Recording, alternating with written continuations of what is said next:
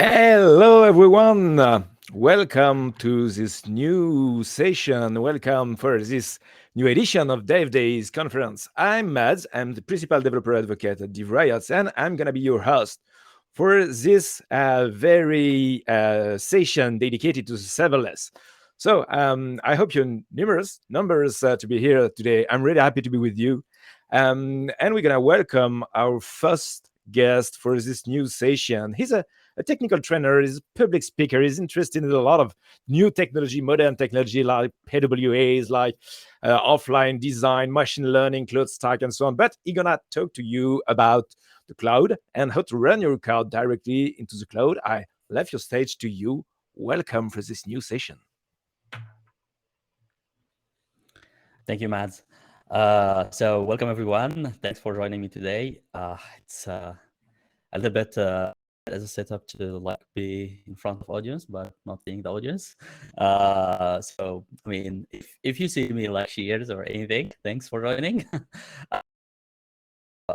Today I am going to talk to you about an interesting topic that I like very much, which is Cloud Run. And I will show you how to, or what is the reason behind it, and why would you like to choose it for your project or something like that. But before I start, and before even I introduce myself, I'd like to highlight that I'm not affiliated with anyone.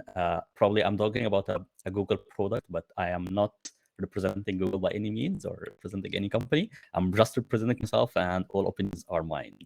So going to the presenting myself, my name is Mahdi. I'm actually based out of Paris, so this is the magic of virtualization. I am joining you from Paris in the conference. I really wish to be like in person present with you, but we have seen what has happened in the world in the last 2-3 years. So let's keep it virtual for this year. I mean, usually when I am on stage, we will run into issues of plugging the HTML cable, not working, the projector is not presenting the correct screen, all these kind of issues. This is not going anywhere because here at home I can lose internet connection, the voice might not be clearly heard or anything like that. Luckily I have my team here who is going to like notify me immediately if there's any issues, but just in case, hey, I'm from home, so anything can happen. um, I have worked in many companies before. I actually I'm a software engineer, but I'm also interested in giving trainings and talks like these ones, where I talk about like several type of technologies. Probably I was, if you have seen me before, I was mostly interested in web and PWAs, but now I'm more specialized on the cloud, and like I'm putting a little bit more focus on the clouds. Our agenda for today is, well, the background. Maybe there is going to be a demo. And the question is, should I put the demo at the beginning or at the end? We will talk about this. And then I will jump into the technical overview of the Cloud Run and the business overview as well. So you as an architect probably, or a decision person, you need to know both of them. You need to know the technical aspects as well as the business aspects. I will put also a little bit of a comparison at the end to show you the comparison of Cloud Run with other products and other services, and maybe a nice summary at the end. So let's start. So the background. And in this background, I'm not going to talk about like my own background, but I'm going to talk a little bit about the cloud background. I know it's a little bit weird to start by this, but let's face it, been in this. Some companies, including my own startup like 15 years ago, we used to have our own server under the desk. That was the server of the company. It was like a self-assembled computer. Probably you have, some of you have seen this, not the new generation though, but we were assembling the computer ourselves, and that was our server, our most precious thing, and it was right under the desk where you are sitting, and that is what connects you to the world. You are hosting your website on it, you are putting all your data on it, and so on. And this is what started at the beginning. But then if your company is successful and then you start to grow, you start to have like you decide to build this complex setup that later you might call it a data center. But if you do this yourself at home, and again, I ran into this myself. We had like in the kitchen, we had a small corner in the kitchen where we like dedicated it with a dedicated AC air conditioner for cooling down the temperature, and we placed all our, as we started to buy more servers and more cables, and we had exactly this thing, like a lot of cables and a lot of things going on. We were even putting sticky notes to be able to around the cables and around the servers to be able to see where is going where. So this is very primitive way on how a company can grow, and a company can want to be part of the internet and want to expose their services on the internet. But yeah, I think you got it. As you can see, in my startup 15 years ago, we were not really specialized in server management. That was like not really the best thing. And eventually, we wanted to find a place where we can host our server management. So we asked someone else who has the good infrastructure, the good AC condition, the good internet. The internet does not cut. If you see the previous picture, any someone struggling in any cable can cut the whole website down. But now we need a better infrastructure, a better placement where we can go to the company and tell them, hey, can you rent me this room? I will put my servers. You have every good setup. You have everything well placed. So I want to take this place for myself. Now, this is what things used to happen. If you are a new generation or something like that, you probably haven't witnessed much of this, but this is exactly what used to happen before. We used to call it the co-location facility, asking someone else to manage the server infrastructure and the physical servers for us. Now, jumping ahead 15 years forward, and this is now we call it the cloud. We no longer calling a collocation facility and so on. Why we went to the cloud? What is the main thing, or what is the main comparison between having a collocation facility and the cloud? It's abstraction of the infrastructure and the hardware even more. So me as a car company, or maybe a supermarket company, let's say a company who is hosting uh, supermarkets around the country, and inside this country we have a lot of supermarkets and a lot of server management and a lot of logistics and so on. But we don't really want to be specialized also in server rooms and colocation facilities and physical hardware and buying servers and changing disk and CPUs and so on. That's why our company will decide to go somewhere else and tell them, hey, can you manage all this infrastructure and physical hardware and everything for us, and just give us this cable that connects us to the internet? Going to the cloud came with a lot of advantages. So what's included is that, first of all, it's global. It's easily global. So the co-location facility is probably some place where uh, probably located closer to me, or I can travel to it, or my IT people in my company will travel to it and go back and forth to change server hardware and make management. But in the cloud, you don't need that anymore. So it's global. You go to a big company like Amazon or Google or something like that, and then they already have their data centers all over the globe, and you can distribute your services all over. Um, by the way, with global also, there is one more advantage, which is the high availability and the regional availability. So if you have customers around the world, you can actually reach them faster. And if you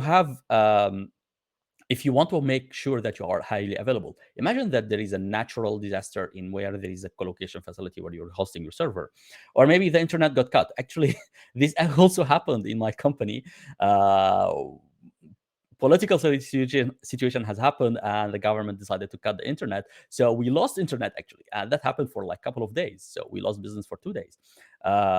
So this can happen, and if you don't want to rely on only one single side, going global will help you.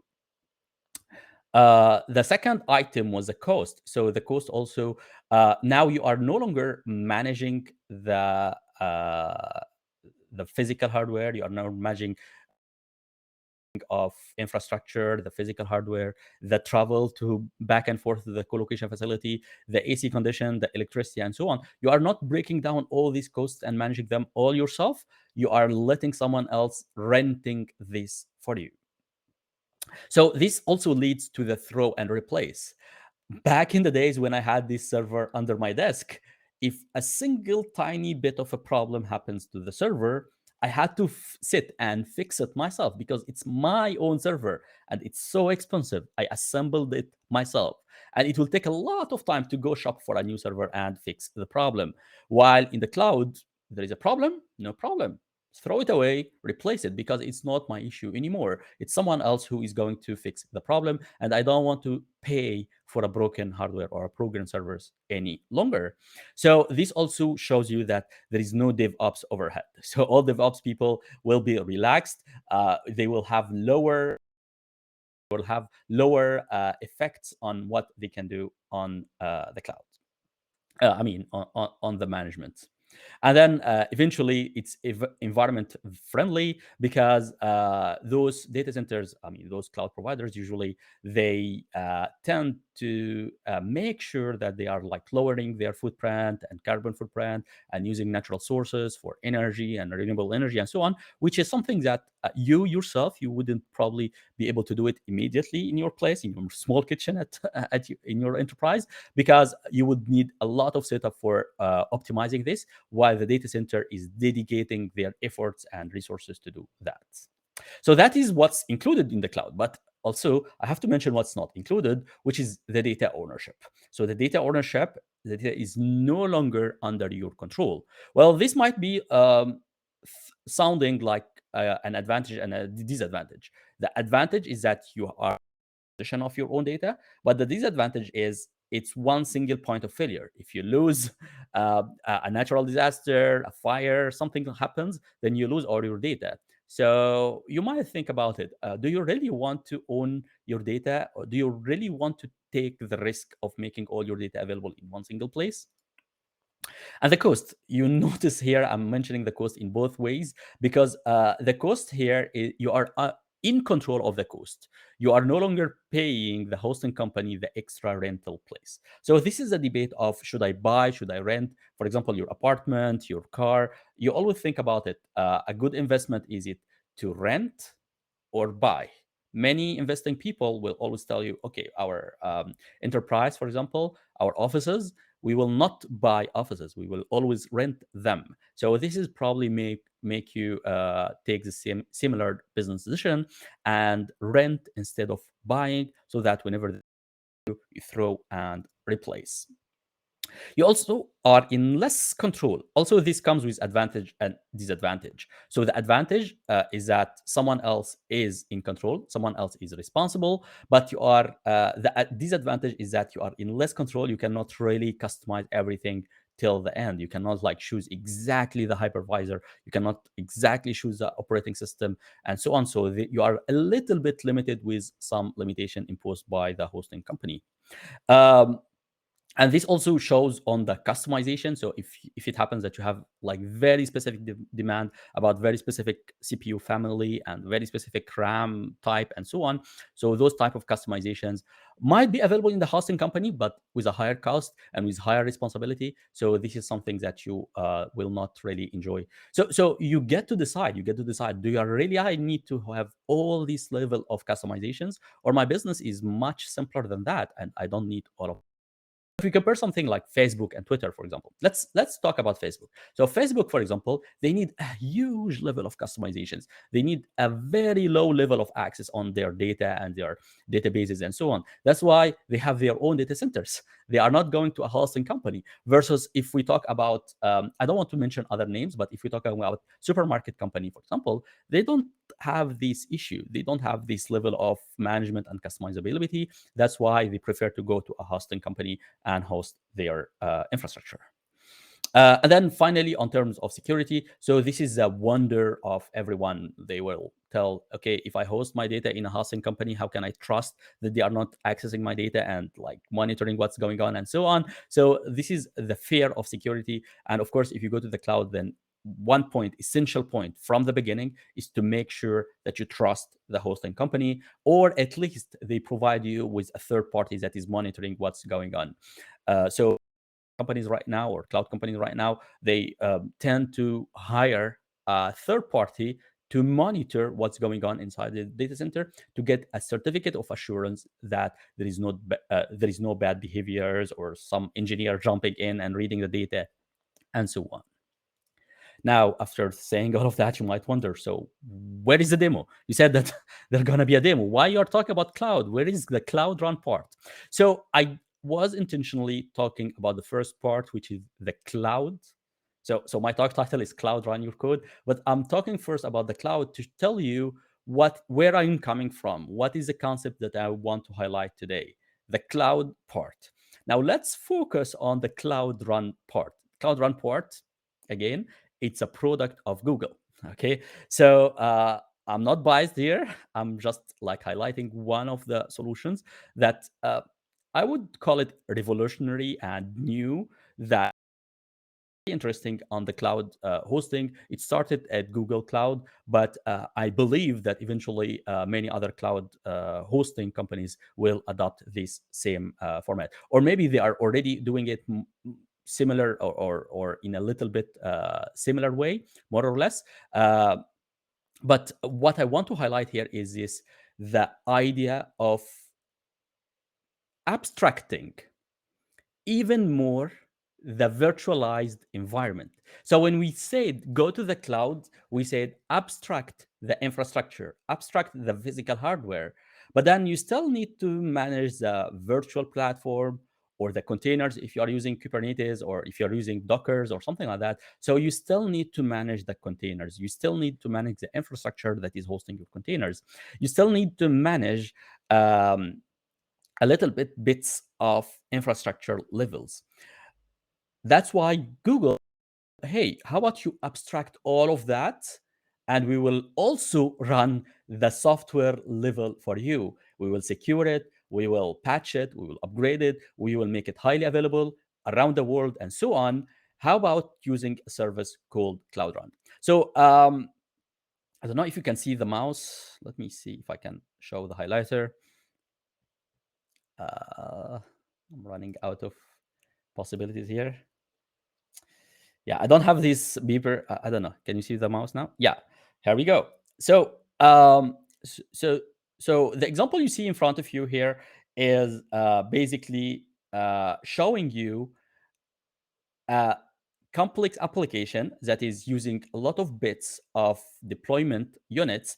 And the point here is it's a lot of infrastructure to manage. You are managing the load balancers, you are managing the pods, you are managing the application distribution, you are managing other connection from internal connection between pods inside your containers or inside your cluster, and so on. So you have a lot of layers of management that you have to manage, even though you are going onto containerized environment, and even though you are trying to like make the serverless approach, but still um, there is a lot of bits and a lot of things that you would need to manage yourself.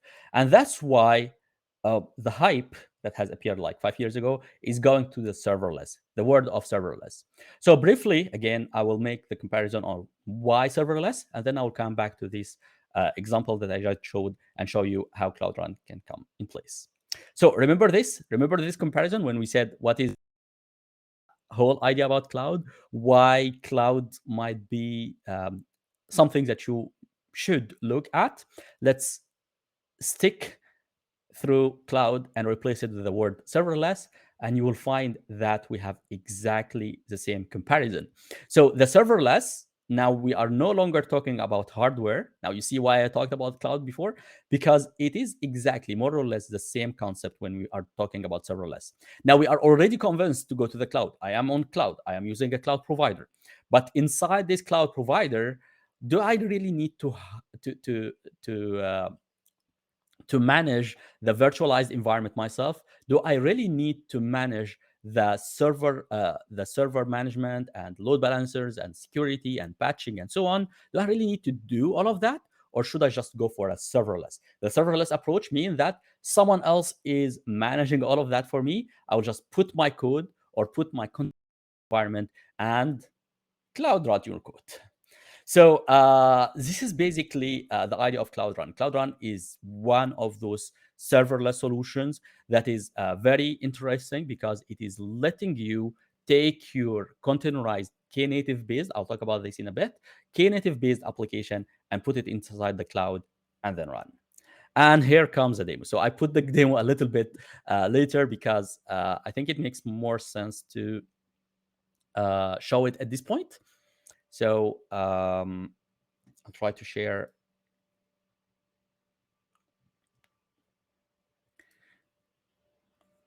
Here we go. So this is my demo environment.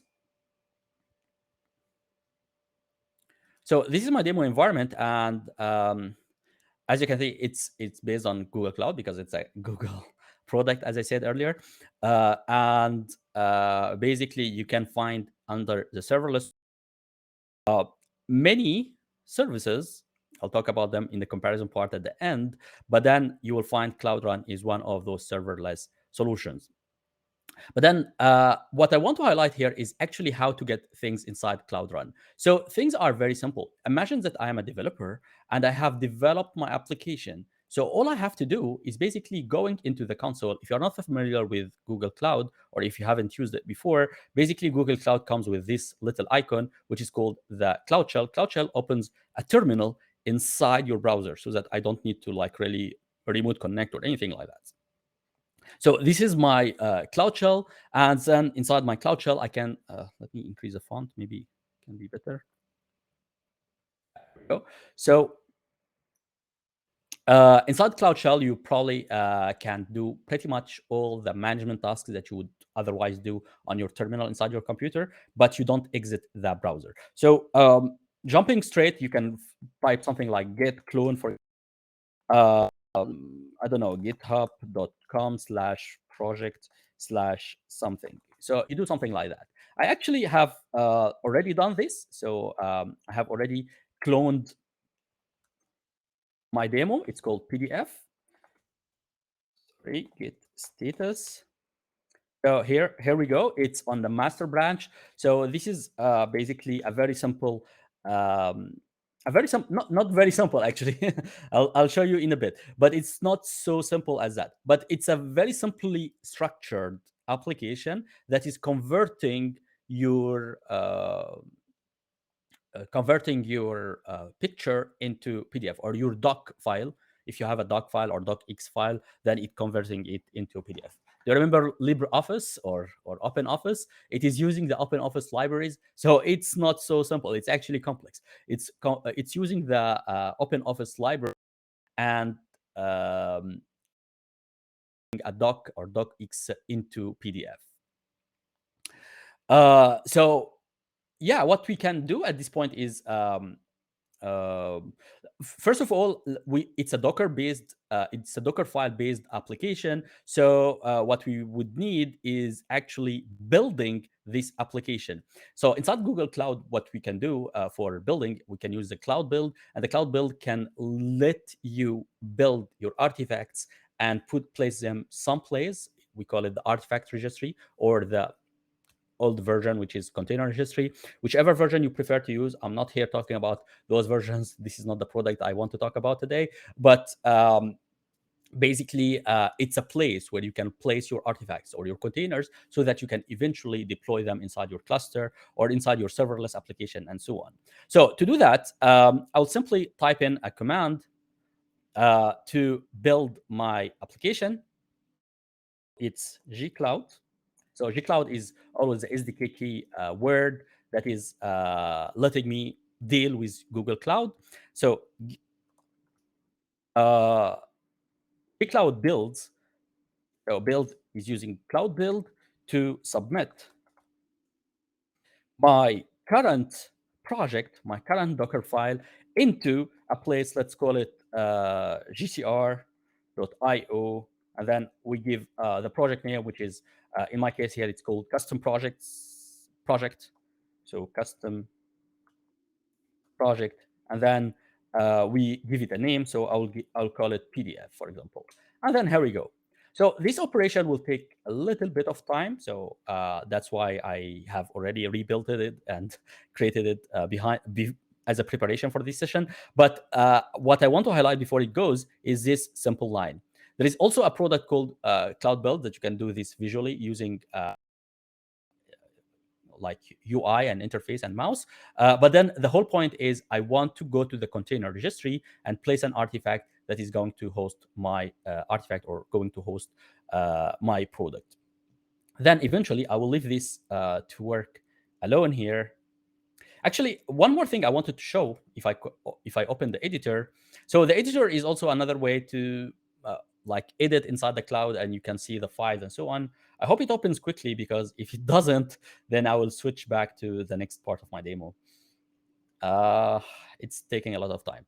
So, you know, we all know that there is a demo effect. So the demo effect, luckily I have prepared also a video that is showing you everything. So if it takes more than 10 seconds, I'll switch back. Oh, okay. Lucky me. So here we go. Here we go. So this is my PDF folder that I was showing you earlier. And then inside this PDF, you'll find the Docker file. And this is a Docker file. As you can see, it's using a custom operating system. And it is running this LibreOffice library and adding some fonts, for example, and then adding some other libraries of LibreOffice, and then building it. So pip install Flask, and then this is more or less how the container is being built. And this is exactly where I run the code of gcloud builds. So again, remember, I ran the cloud the command because I wanted to show you the Cloud Shell, but also you can do that using UI, the graphical user interface, from the left-hand side from Cloud Build directly. Now, the second part is, okay, now I have built the container. Now the container is placed somewhere inside my container registry. I go back to Cloud Run. So this is a product called Cloud Run. And then what I can say is create service. And then it tells me where is the container image. So I can select it since it's already hosted inside Google. So I can select it from here. But if it's not already hosted, then you can put a publicly accessible URL or something that you yourself access. The two registries here, the container registry and the artifact registry. If you don't know what is the difference, container registry is the product that used to happen and used to be used many years ago. But now Google has been trying to switch to artifact registry, which is modern and can host even more than containers. It can host maybe an artifacts, for example. It can host other products. But yeah, it has not been populated here yet. So for the sake of time, I'm going to just use the demo containers that I have over here. My PDF, let me try cancel and reselect again. Maybe it gets populated. No, it doesn't. So I'll just select the demo artifact here. So this is step number one. I select where is my artifact is being located. And then it's a service, so you give it a name, and then you give it a region, so where it should be hosted. I'm here in Europe today, so I'm probably going to select somewhere in Europe.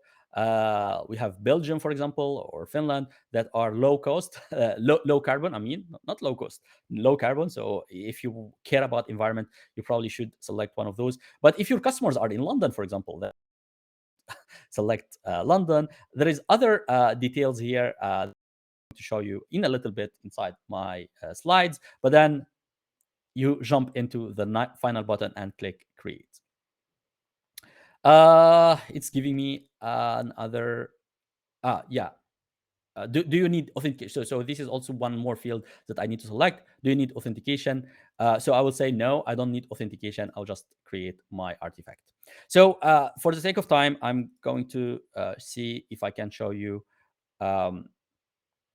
Yeah, so it has been created, and as you can see, there is a traffic and so on. But I think it's a good idea to also show you this nice video demo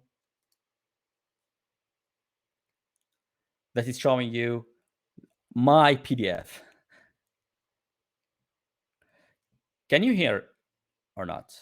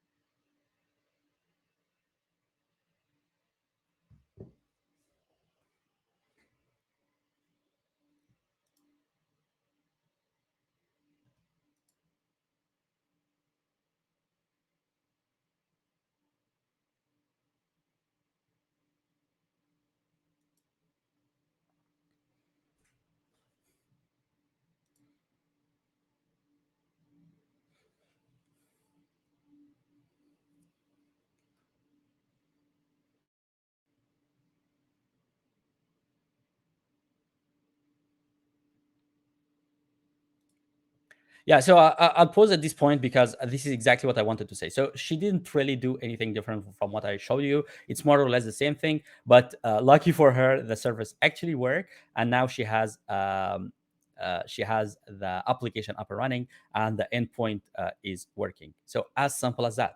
So what I want to highlight is she didn't need to make any infrastructure. She didn't need to create cluster and provisioning servers and VMs and operating systems and distributions, a number of pods and load balancers, nothing at all. This is a part of serverless. So I probably go back to my slide at this point.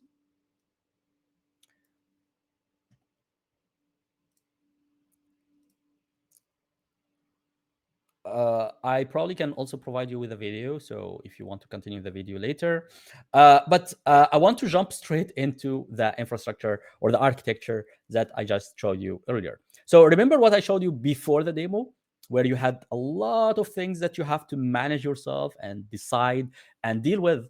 There is actually one more thing, which is actually the actual estimate of the capacity. Usually when you have to take the estimates yourself, you tend to put extra capacity just in case. So for example, 100 customers logging in at the same time, but just in case you will deploy 200 because you never know. Maybe there is going to be other customers. Maybe there is going to be extra load, something like that. But with the serverless approach, you don't need to do any of that. You just use exactly what you consume. So this is basically the process. I have uploaded my code into the source repository. I have built it, and then I placed it in the container registry, and then the container registry, I picked it up from Cloud Run, and then Cloud Run can optionally deploy into GKE if later on in the future version of my enterprise, I decided to leave Cloud Run for other architectural decisions and move to Kubernetes. That's also a possibility. Cloud Build, by the way, does not build only to container registry. You can build to anywhere else. It's not tied to Google, so you can build said earlier, but you can build into cloud storage, or you can download the build, or you can pretty much do anything with your build. Other examples on how you might want to use Cloud Run is also, so this is my demo, this is a PDF generation, but you can probably connect it with other services inside the cloud or outside the cloud, such as SQL database or cloud scheduler or storage and so on. So the service in its own is going to be connected with other services inside the cloud or outside. Now, let's jump into the technical overview of Cloud Run. So why would you go for Cloud Run, or what is the limitations? So first of all, I will start with the use cases. The use cases that we have here is maybe if you have a web application, such as the PDF converter, for example, or maybe a public APIs. So if you want to serve APIs for your client, and even with authentication, then probably Cloud Run is suitable for you.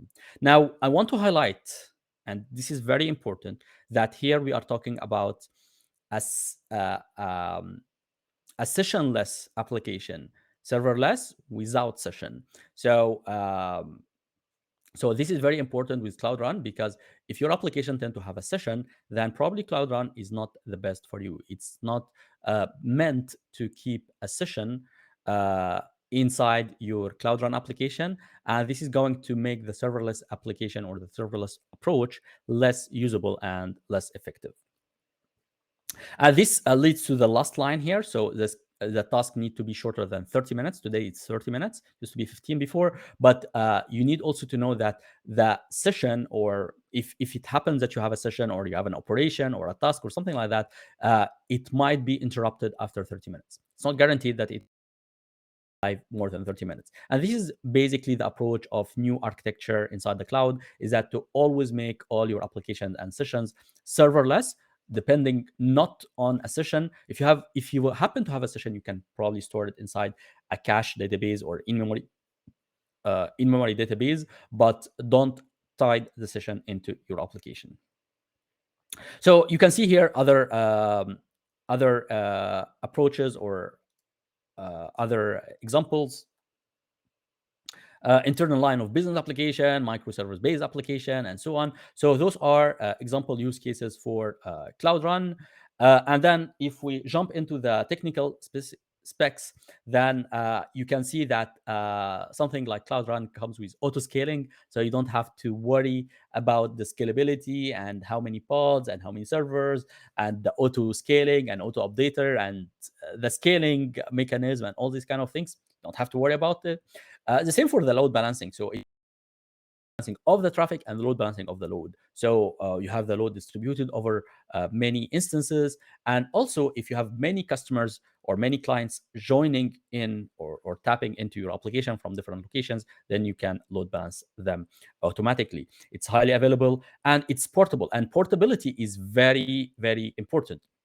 So it's very important to know that Cloud Run is based on Knative, and Knative is an open source uh, container native open source application, which means that if tomorrow you decide that you no longer want to stay with Google or no longer want to stay with Cloud Run for any reason, then you can simply download your code and put it anywhere else and it will work. So I think this is also one important point to mention, which is basically you are not tied to cloud. This is, I think it's more of a business decision that whenever you start in a cloud provider, you don't want to be tied to this cloud provider. You want to move on to somewhere else whenever possible.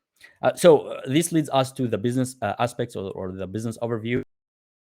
Um, how much you pay. So the business aspects is how much does it cost, right? So you pay actually only per request, and this is one more interesting thing about Cloud Run. If you compare it with any other services or servers or customer clusters, for example, you keep paying all the time, overnight, in the morning, weekends, every time you have a cluster, you keep paying for it. Cloud Run, you can actually choose to pay per request. That was the option that I showed you in the demo. You can also pay per request only, which basically means that this is a gray area. You have the instance that is starting up. You don't pay for that. The request arrive, then you start paying till the request finishes. And if there are sub requests and more requests coming, you keep paying till the final request ends. And once the final request ends, you stop paying. Which, like, if I want to give you an example, in the previous model, you pay all the time. You have 1 month of utilization, you have 100 customers visited you or not, you keep paying. But in this model, you have 2 weeks of inactivity. Nobody visited your API for 2 weeks, Christmas break, for example. Then you pay zero. After 2 weeks, someone come and made like 100 requests. So then you pay for the 100 requests. But then in terms of payment, so I'm showing you just an example because if we want to be a little bit more specific, you don't request, you pay per amount of request, and in terms of the choosing memory and choosing CPU. So this is also one of the options that you get to choose whenever you start Cloud Run instance. The number here is for illustration only. This is not necessarily the current price for your region or for Europe, for example, because in Europe it would be in euro and you will need to add VAT and so on. Now, I would like to end this with a comparison. So if we want to compare this with other services, so remember that we said that the whole point here, so previously, the whole point was going to the cloud instead of having server at home, going to the cloud. Today, the whole point is instead of managing virtual machine and instead of managing containers, we manage serverless. But serverless solutions are not only Cloud Run. There are hundreds of serverless solutions around the world. They are hosted in many cloud providers. Inside Google, for example, we have App Engine, we have Cloud Run, we have Cloud Functions. But then on example, there is Lambda and so on. So I think I saw a question here. Victoria is asking, which cloud should I use? So the answer here is use the platform. So if, I mean, I'm not here to really tell you which cloud should you use because, I mean, you need to make your assessment and decide. But if Cloud Run attracts you, then you have to use Google Cloud. But if you are probably you're hosting your application on Amazon, then already it's better idea to stick to Amazon and keep your services there. There is a hybrid approach. Some people decide to like say, okay, I will put some services here and some services there. So you need to assess this feasibility and see if it really makes sense to host your serverless applications on Google and your database, for example, on Amazon? Does it make sense? Or should you just stick and put everything inside Amazon? So I will go back to here again. The three top products are available inside Google Cloud, but there are similar other products available in other cloud providers such as Lambda and so on. So I will go back to Google Cloud, and since we said that App Engine, Cloud Function, and Cloud Run, both of them, all of them are available inside Google Cloud. So I want to highlight what is the difference between them. Basically, all of them use an internal hypervisor called gvisor. Gvisor is a virtualized hypervisor, so a hypervisor on top of the hypervisor for running containers. I know I'm running out of time, but quickly speaking, the App Engine is a product that has been developed long time ago. It was an idea of making developers being able to put their code and run into the Google infrastructure. App Engine still exists. App Engine is great. Cloud Function, however, is basically for running only a function and not really a full application. So Cloud Function, basically you can put it for running events inside between services inside your cloud, or for running small code like trigger or cloud push or pushing notification or something like that, a small function and not a whole application. Now, Cloud Run tells you, do you like App Engine? Do you like the concept? I will make you, but it will be your container. You are in full control of every single aspect of the container, the libraries, the operating system, the executives, everything. You will be in control. So to end this, I'll put those last bubbles. So App Engine is, first of all, remember that it's an always-on instance, so you pay all the time without interruption. You are limited a little bit with the code and libraries that you can choose inside App Engine. On Cloud Function, it's not really an application, it's an event. So you put a code for event only and not really for everything else. And then finally, for Cloud Run, you pay only per request. And here, I'm not saying that it's better to pay per request, but because sometimes you want your application to be up and running all the time. So Cloud Run might be a little bit slow for the starting point for the first request. So also, this is one important point to take into consideration. But then the other 2 points is that it's a knative. So it means that it's portable. It's not a proprietary platform, so anyone can host anything on it or run away from it and choose somewhere else. And then it's any container, any code. So the summary, I like these photos that was taken out from talk about Cloud Run and was placed on Twitter. I did not draw this. The copyrights are, oh, I forgot to put the copyright, but I took it from Twitter. It's not mine, but it's giving the whole summary of my Cloud Run talk today. With that, I will jump back into the questions and see if there is anything else I can answer. So again, Victoria, which cloud should I use? If you want Cloud Run, then you have to be inside Google Cloud. If you like the knative approach, then you are pretty much free to choose whichever. My personal opinion is, if you already started to develop with a specific cloud platform, stick with it and see what serverless approach they have inside their organization. I hope that this answered the question. So Yangya asking, how different is this from AWS EC2 or Cloud Formation? So I'm not familiar with what is Cloud Formation, but if this is exactly similar, then yeah, that's exactly what I said at the beginning. All cloud providers are coming up with their serverless approaches for solving this. In Amazon, at least, the Cloud Function, something similar to Cloud Function, is called Lambda. EC2, on the other side, this is completely different from EC2. So EC2, you are managing the whole instance yourself. Here, you are any server management at all. Darko is asking, should we mix cloud services of different platforms or stick to one? What's the best practice? Darko, I personally have seen enterprises that actually mix. We call it the hybrid cloud. And this is for many reasons. First reason is not to stick to only one cloud provider. And the second reason is because of different flavors. So we want to take the advantage of Google from here, where for search, for example, and we want to take the advantage of storage in Amazon, and we want to take the advantage of C# in Microsoft Azure, for example, and so on. So they pick whatever they want.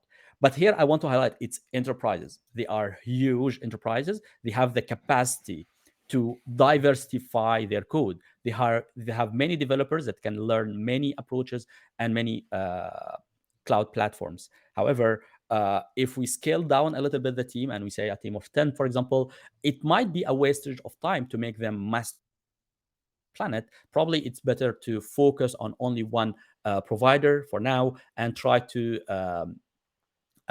put all your effort in it. However, my personal advice as well is don't put all the eggs in the same basket. My advice for you is whenever you go to select a cloud provider, try to only select things that are not proprietary, select things that are easy to migrate out of. So if you go to Google Cloud, for example, Cloud Run is good because it's Knative based. You can migrate outside of it. If you go for App Engine, I love App Engine. I have nothing against App Engine, but App Engine is only Google. So if you migrate away from Google, tomorrow you say, I no longer want Google, then you will find yourself rebuilding or modifying your configurations to be able to host it somewhere else. I hope this answers your question. Unfortunately, I don't get an immediate feedback like nodding head or anything like that. Do you get it? Not. But I will assume it answered. But please feel free to reopen again or let me know if you have other clarifications. Alexander, isn't the custom setup usually cheaper than serverless if you have lots of traffic? I mean, it depends. So, custom setup, setup at home is cheaper, right? You have your own server, you buy exactly what you need, and so on. But then it will come with a lot of overhead. So you will need to hire more DevOps, you will need to hire more people to manage the infrastructure for you. So, so the balance here is your DevOps people free? And do you like guarantee that they will be up and available 24 hours 7, even on weekends and holidays? This is the main issue. And this is why most companies try to run away from. They try to run away from managing the infrastructure themselves and even paying a little bit extra. It's on the long run cheaper because they don't manage anything. They don't have responsibility on most of the pipeline. So this is probably the approach, or this is the mindset. I can tell you also, again, my own personal perspective. When I have started 2 startups, okay? And whenever I start a startup, my approach is, and one of them actually is now a successful multi-million startup, making a lot of good progress. I sold it like long time ago, but yeah, it was a successful startup. But what I'm trying to say is, my approach for this is whenever I want to limit all overhead as much as possible. I don't want to like run into troubles. I don't want to run into a lot of management and a lot of code and so on. For that, I'm doing what? I'm paying a little bit extra, and I'm asking my investors to pay a little bit extra so that they can run this for me or manage this for me. However, when you grow, let's say your startup start to be big and start to be something that is competing Facebook, for example, and then you realize that you no longer can trust or scale with a cloud provider. You have to get outside of a cloud provider and have your own infrastructure. Then at this point you can start to make your own customizations. All right, so Awesome! You did all my job with the Q&A session. I did not have to do anything. You were supposed to ask. Okay, as you wish. That's okay. Yeah, I saw them popping in front of me, so I don't know. No, that's perfect. That's perfectly fine. Thank you. Thank you very much for everything. It was really, really insightful and really really interesting topic to cover and to see all your advices and your experience on it. So thank you very much for sharing it with all of us. Thank you for being here. If you have any question, folks, feel free to connect with Mahdy. He's a nice guy, so I'm perfectly sure that he's gonna answer all of your questions. Please also Especially- remember, yeah, share it. Yeah, and yeah, also remember, people, that we've got a sponsoring with Packet, and there's a lot of things to win. So don't forget to engage in the conversation, the chat, and so on, because there is ebooks to win at the end of the conference. Thanks again, Mahdy, for being with us, and see you later. Enjoy the rest of the conference, and folks, see you soon in 10 minutes for the next session. See you there. So enjoy the rest, and bye bye everyone. Bye, Mahdy. Bye.